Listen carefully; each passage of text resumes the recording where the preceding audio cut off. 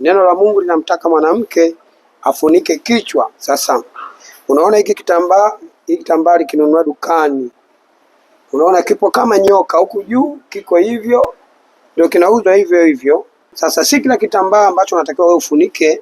Shetani anapambana sana na watakatifu juu ya vitambaa wanavyofunika vichwa. Sasa huyu ni nyoka, unamuona huyu ni nyoka, lakini inaonekana kama ni kitambaa lakini ni nyoka. Kupitia kitambaa hiki, kwa mara ya kwanza nilipojifunga kichwani, yaani nilikuwa nasikia maumivu ya kichwa sana. Pale nilipokuwa nasikia maumivu nikahisi kwamba labda nimekibana sana kichwani, ndio maana kwamba kichwa kinauma. Nikawa nimetoka nikasema ngoja nikarekebisha. Pamoja na kurekebisha, bado maumivu yakawa pale pale. Nikakaa nacho mpaka ibada ilipoisha. Nikarudi nyumbani.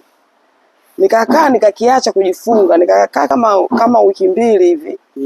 Nikaja tena nikachukua nikasema ngoja nikivae. Nikakivaa tena. Lakini bado nilipokivaa kikawa bado maumivu yale ninayasikia tena.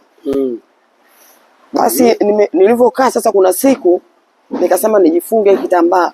Kwa hiyo ninapokuwa najifunga yaani najisikia ndani nasemeshwa kabisa na Roho Mtakatifu kwamba hiki kitambaa unajifunga mbona kama ni nyoka? Lakini mimi nikawa naona kwamba mbona ni plain, hakina shida hiki. Umeona? Kwa hiyo mimi nikawa napingana na Roho Mtakatifu, naona kwamba hiki ni plain, hakina shida. Umeona? Basi nimekaa tena siku nyingine nikasema nijifunge, nakuta naambiwa wewe hiki kitambaa mbona unakivaa? Mbona kimekaa umbo la nyoka? Mara ya mwisho ilikuwa Jumatatu iliyopita. Nilijifunga hiki kitambaa. Wakati najifunga naambiwa kabisa, mbona kitambaa kama ni nyoka na wewe bado unaendelea kutumia? Ina maana ninavyokuelekeza wewe uelewi. Lakini kwa jinsi ninavyokiona umbile lake kweli kimekaa kama nyoka. Sasa wamama wengi mnavaa hivi. Mnavaa hivi vitambaa. Hivi vitambaa sio sahihi. Hivi vitambaa sio sahihi. Shetani yeye ni kerubi afunikaye. Kwa hiyo anatengeneza nguo kufunika wanawake wengi vichwa vyao. Kwa hiyo vile vifuniko unavyojifunika unatakiwa uombe Mungu akuonyeshe kitambaa sahihi cha kufunika kichwani. Hivi vya kununua hivi, wengine wanajifunika kofia. Mungu anataka ujifunike kifuniko ambacho ni sahihi kutoka kwa sasa. Uwe unaomba kuuliza, sio unachukua tu vitambaa unakurupuka tu unaweka kichwani.